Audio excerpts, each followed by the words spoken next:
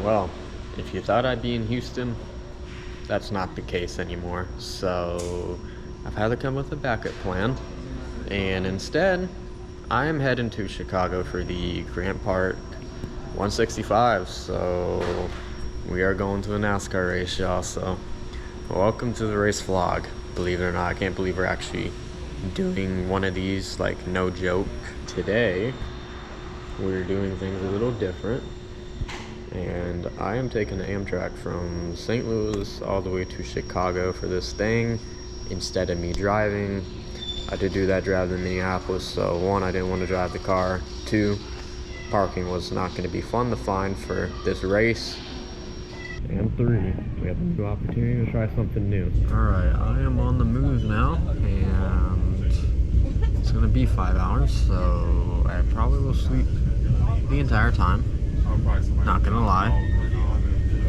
We'll get into the objectives later on because, if I have to be honest, I am still trying to figure some things out because I've realized what time the race starts and a lot of other things.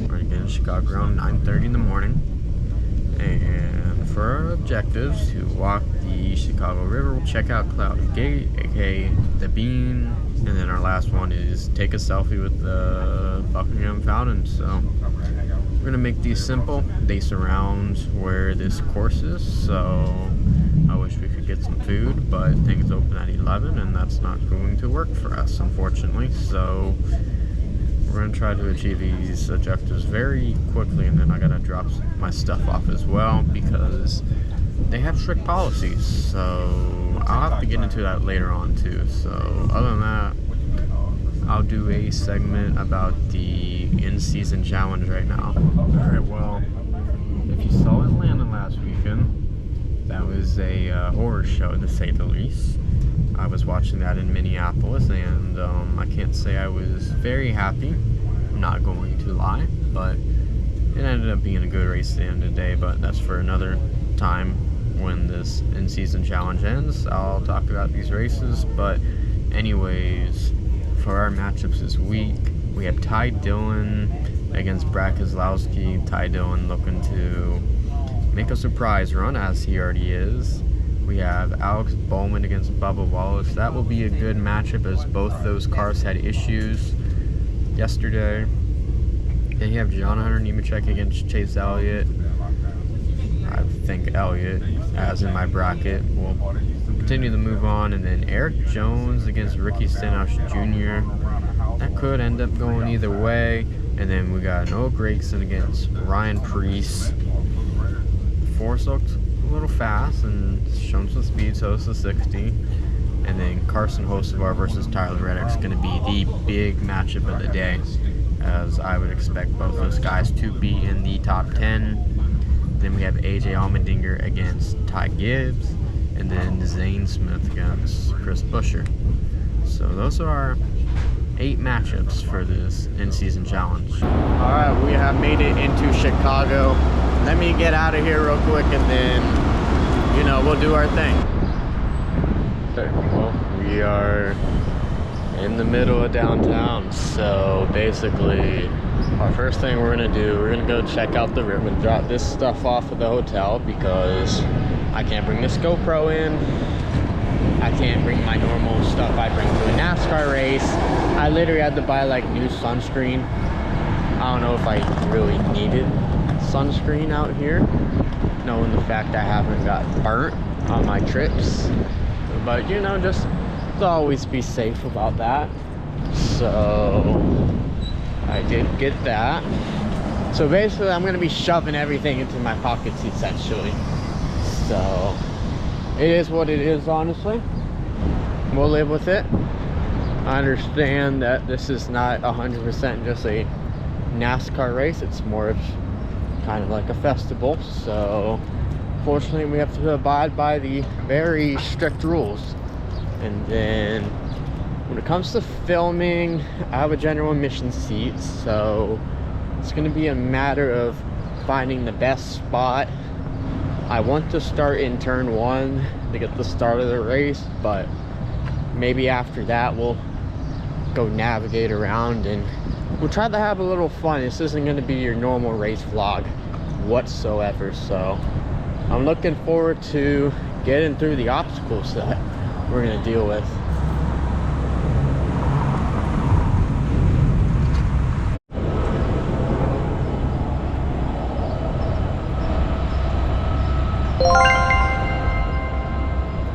Well, I know that was kind of lame.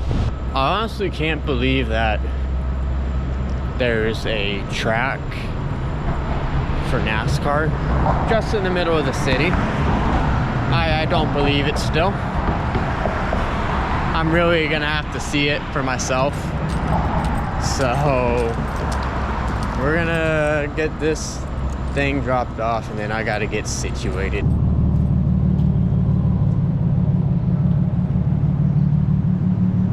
Fancy for Hampton. All right, so I ended up just making a quick Dunkin' run. We're gonna go check out the Bean and then we'll go run into the racetrack. You already know.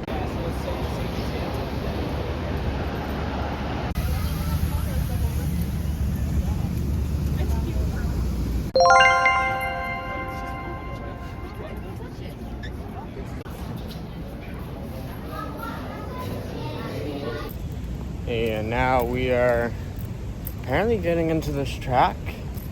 I still don't really believe that there's a racetrack on the streets right now still, but it'll just come up in the middle of nowhere, so it'll become a reality pretty soon. But I see box office and stuff, so here we go.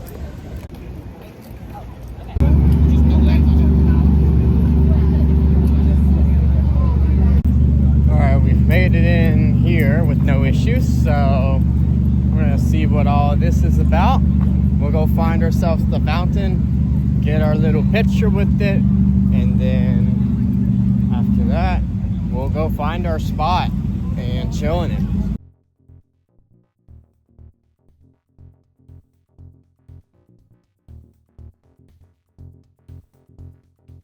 If they win, so hopefully we're on the right side of that.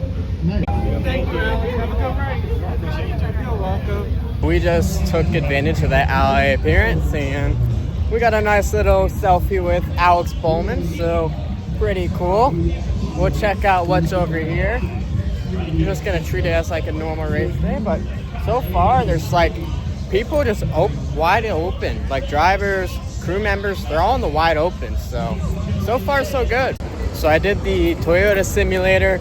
I can't lie, that had to have been the most fun I had on a simulator, just having to learn the track really quick. I did the Dale Jr. type style when turning, so I had a really good time with it, honestly. I wish I could have showed you it, but it was a blast. And we gotta get that selfie with the fountain.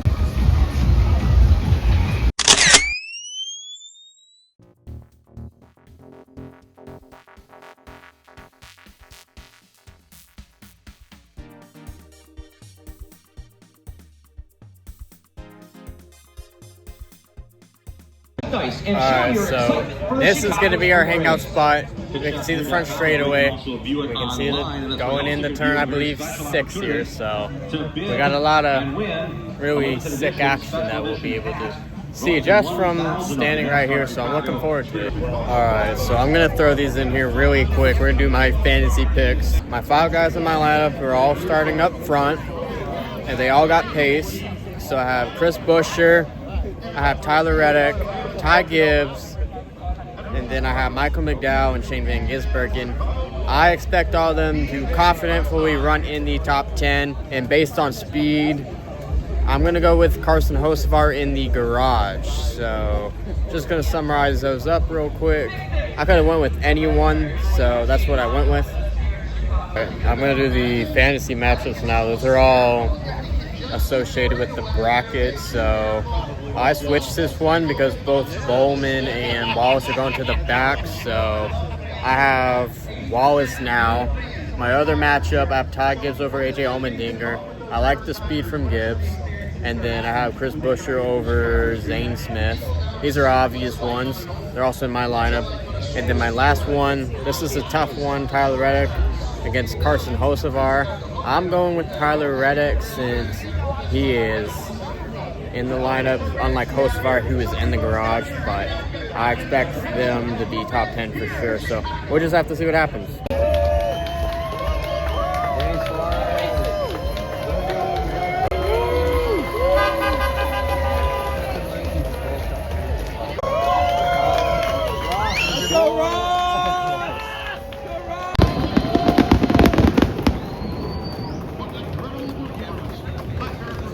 Three-time NBA All-Star, the youngest ever NBA MVP, philanthropist and Chicago legend, Derrick Rose.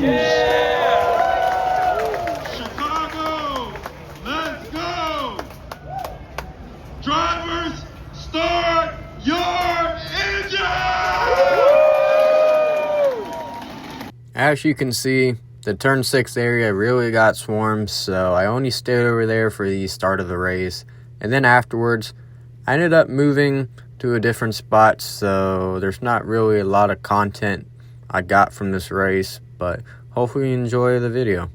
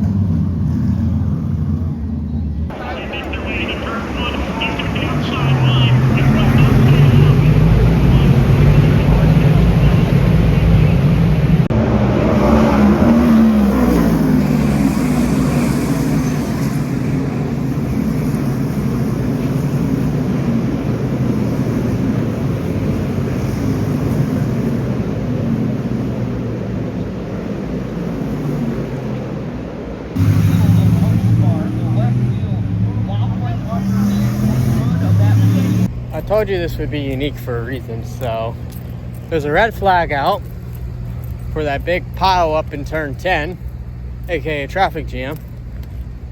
So right now I am taking the opportunity to scout some better areas.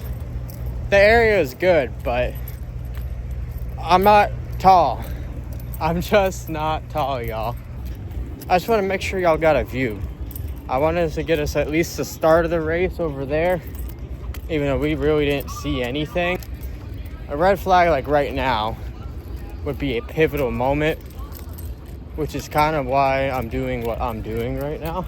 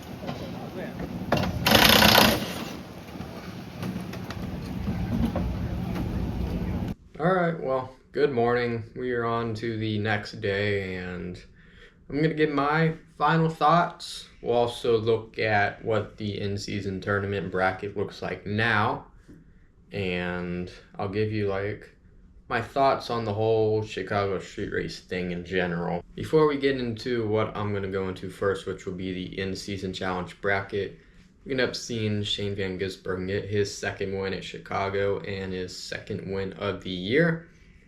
So good on him for doing that. Not shocked whatsoever. I don't think anyone is shocked. So I don't understand still, as I said in my thoughts video when he won at Mexico City, why people are so surprised. I'm not really sure where all the surpriseness is coming from. But anyways, we're going to get into the bracket because you thought it couldn't get crazier than Atlanta? Yeah, you're wrong. So Ty Dillon ends up taking advantage of another DNF and is moving on over Brad Keselowski. He'll be going against Alex Bowman, who had some nice run-ins with Bubba Wallace I saw on the track. And then John Hunter Nemechek takes advantage of Chase Elliott, who got some front-end damage from what I could tell. And then Eric Jones will go up against his teammate, who beat out Ricky Stenhouse Jr. We'll talk about that incident later. And then Ryan Preece ends up beating Noah Gragson. Tyler Reddick wins with ease over Carson Hocevar.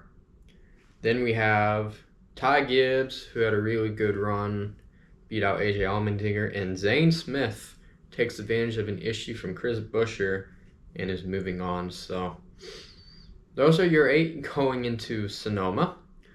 A lot of these are clear-cut in my opinion, but we'll see if it becomes reality, because this bracket thing has really shown that about none of this is going to come to reality. So anyways, I'm going to give you my thoughts on the race. First off, I tried to find areas where I could film.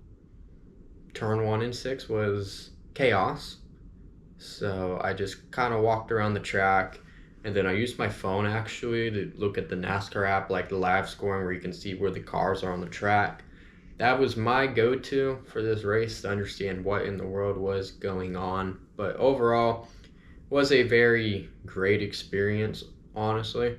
This was a last-minute thing, and I did have a seat option, but I didn't feel like taking it. And so anyways, about this race, we saw Carson Hocevar just run into the wall.